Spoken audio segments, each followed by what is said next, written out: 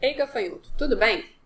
Na semana passada, eu enviei para vocês a discursiva número 2 do curso de legislação tributária para o Cefaz Ceará. Como era uma discursiva com muitas contas, que envolve ICMS, diferencial de alíquotas, eu acho que muitos de vocês podem ter tido dificuldade de elaborar as contas, de montar o exercício, né?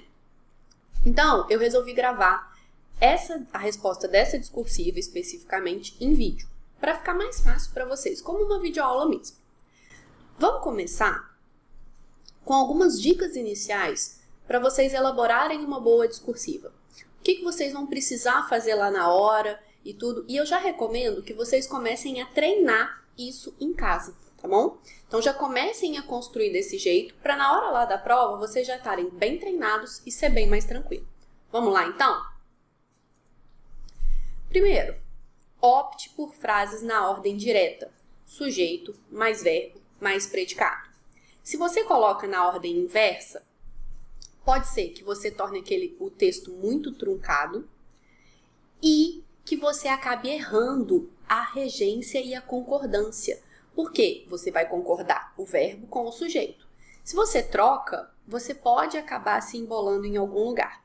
Então, sempre construam frases diretas. Coloquei um exemplo aqui para vocês. A Constituição Federal, CF de 88, determinou a forma como as alíquotas do ICMS serão definidas. Essa é uma frase na ordem direta que a gente tem sujeito, verbo e predicado. Então, sempre optem por esse tipo de estrutura. Evitem construções muito longas. Lembra lá da prova de português de vocês? Quando vocês pegam um texto para interpretar e tem um texto muito longo, aquela frase é muito longa, dá uma preguiça e não dá um trabalho para entender e não fica, dependendo de como quem fez o texto constrói, fica estranho. O seu examinador pensa do mesmo jeito. Então, na hora que ele for corrigir o texto, ele vai olhar além da parte de conteúdo, é lógico, se o seu texto está bem construído. Então, evite essas construções muito longas. Não faça um parágrafo com uma frase só. Eu já corrigi alguns textos de alunos meus da monitoria, em que em um parágrafo é uma frase só. Não, gente, um parágrafo tem várias frases, tá? Então, façam construções pequenas. Isso facilita a vida de vocês. Coloquei outro exemplo. A Constituição Federal de 88 determinou a forma como as alíquotas do ICMS serão definidas. Ponto. No caso das alíquotas interestaduais, já falei para o examinador do que eu vou falar. Eu falei que quem determinou foi a Constituição. Ponto. No caso das alíquotas interestaduais, aí eu coloco como que vai ser definidas as alíquotas interestaduais. Ponto. Em relação às alíquotas internas, daria para fazer uma frase só com isso tudo? Daria, mas ia ficar muito estranho. Então, façam frases mais curtas, construções mais curtas, tá? Porque isso facilita na hora de você fazer as conjugações corretas, a concordância está correta e o seu texto está melhor redigido, tá? Mostre ao examinador qual item você está respondendo. Quando eu lancei o curso de discursiva, eu fiz uma live lá com a Santa Auditora, tá disponível lá no Instagram, e que aí ela fala que no concurso da Codevasf, ela não sabia o conteúdo, mas ela tirou uma nota boa na discursiva.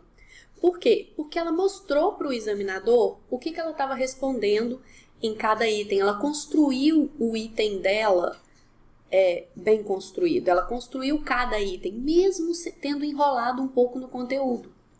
Então, você saber construir o texto é muito importante. O examinador não está brincando de jogo dos 7 erros. Ele não vai ficar procurando a resposta no seu texto. Então, deixe claro qual o item que você está respondendo. E aí não é colocar assim, o item 1, o item 2, o item 3. Não, não é isso. O seu texto é uma discursiva, ele tem que estar coeso. Então, se o item 1 perguntou sobre as alíquotas interestaduais, você começa um parágrafo falando em relação às alíquotas interestaduais. Se o item 2 perguntou sobre as alíquotas internas, você começa um segundo parágrafo, cada resposta em um parágrafo separado E na primeira frase, você já mostra para o examinador qual item que você está respondendo. Quanto às alíquotas internas, as alíquotas interestaduais vigentes, para alteração das alíquotas, você já está mostrando para ele o que você está respondendo, tá?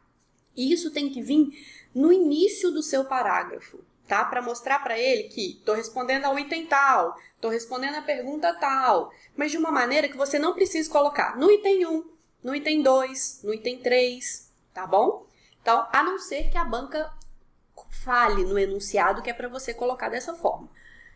Em relação ao item 1, em relação ao item 2, aí tudo bem. Mas do contrário, em cada parágrafo, deixe claro qual item você está respondendo, tá? Utilize mecanismos de coesão. Mecanismos de coesão são aquelas palavrinhas que você coloca, são as conjunções, né? Que você coloca entre uma frase e outra, para não ficar, a casa é bonita. Fulano mora na casa. Fulano tem 2 gatos. Não, gente. O seu texto tem que ser coeso, tá? Então, você vai usar esses mecanismos de coesão. O examinador não vai ler 25 textos seu. Ele vai ler um só. Ou 2, se forem 2 peças. Mesmo assim, ele não vai ler em seguida. Então, você pode criar uma receita de bolo, sabe? Você vai colocar, inicialmente, a lei que trata do ICMS. Você vai começar todos os textos assim. No segundo parágrafo, em relação a, de acordo com, no terceiro parágrafo, quanto ao item tal, ou quanto às alíquotas interestaduais, quanto à alteração de alíquotas, você pode fazer uma estrutura que você vai usar em todas as suas discursivas. Você não precisa ficar procurando mecanismo, qual mecanismo de coesão que eu vou colocar aqui? Meu Deus, não! Faz uma estruturazinha. Então, ainda conforme a lei 24 de 75, então isso quer dizer, lá em cima eu já falei dessa lei e agora eu estou retomando essa lei aqui embaixo.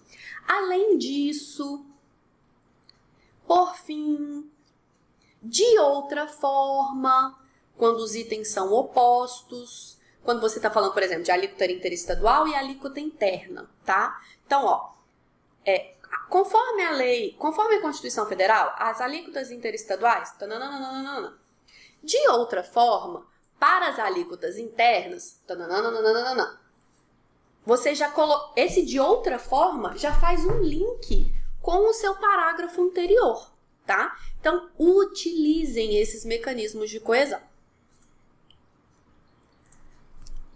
Caça aos erros. Essa caça ao erro você vai fazer depois que você escreveu o seu rascunho. Depois que você fez a estrutura, respondeu aos itens e fez cada um dos parágrafos, tá? Caça aos erros. Na caça ao erro, vocês vão fazer essa etapa depois que vocês já resolveram a questão, já elaboraram cada um dos parágrafos que vocês vão passar para o texto definitivo, né? Para a folha definitiva de resposta. E aí, vocês vão procurar alguns erros que são muito comuns de serem cometidos. É mais ou menos como aquelas questões em que a banca pede para você marcar a alternativa que se encontra plenamente correta. E aí você fica procurando alguns erros que são comuns. Pois é, os erros que a banca coloca lá são os mesmos que a gente costuma cometer na hora que a gente está escrevendo. E aí, por isso que ela coloca lá, porque normalmente, como a gente escreve daquele jeito, a gente não lembra que isso é um erro. Vou falar para vocês os erros mais comuns. Vírgula separando o sujeito do verbo. Isso é muito fácil de acontecer quando vocês constroem períodos muito longos. Então, períodos mais curtos são melhores. Procurar regência, concordância e crase, tá? O sujeito está concordando com o verbo? A regência desse verbo está correta? Todos os lugares que eu coloquei crase, ela realmente existe? E eu coloquei crase em todos os lugares que precisam ter crase? Que é um tal de ver... Começa um A e fala, nossa, esse A tem cara de ter crase. Aí você vai lá e mete um acento, né? Você olha para a cara do A e fala assim, esse aqui tem cara de acento. Uso de onde e o mesmo para retomar o que foi dito no período anterior. Onde retoma lugar. E você só vai falar de lugar na sua discursiva se ela perguntar o local do fato gerador. Do contrário, você não vai falar de lugar. Então, onde não retoma nada, tá? Nem o mesmo. É um tal de o mesmo. Gente, não escreve isso não, tá? No fundo do meu coração, o mesmo não retoma nada. E, por fim, a acentuação gráfica, tá? Vejam se as regras de acentuação estão corretas, se está de acordo com o novo acordo ortográfico, tá bom? Então, esses são os erros mais comuns que vocês vão fazer antes de passar para a folha de texto definitivo. E, por fim, mas não menos importante, não escrevam em primeira pessoa. O examinador não quer saber sua opinião sobre nada, tá? Então, ele não quer saber se você acredito que o fato gerador... Não, você não acredita, gente. O fato gerador, tá? O texto deve ser impessoal. Trata-se de... Tá? Então, eu sempre coloco nos espelhos sugestões de construção do texto, tá? Então, eu coloco os tópicos que vocês têm que responder, igual vai vir lá no espelho da banca, para vocês colocarem as pontuações e verem quanto que vocês tiraram. E coloco também uma sugestão de construção do texto. Comecem a marcar esses 6 aspectos na sugestão de construção que eu envio para vocês. E também a observar se vocês estão seguindo isso no seu dia a dia. Isso tem que ficar automático, para na hora de construir o texto, vocês, para na hora da prova, não ficar difícil, não ser uma coisa tão nova que você nem lembra o que você tem que fazer. Você já vai lidar com muita carga na hora da prova. A gente já fica nervoso, ansioso. Então, tudo que você puder tornar automático até a data da prova, facilita a sua vida.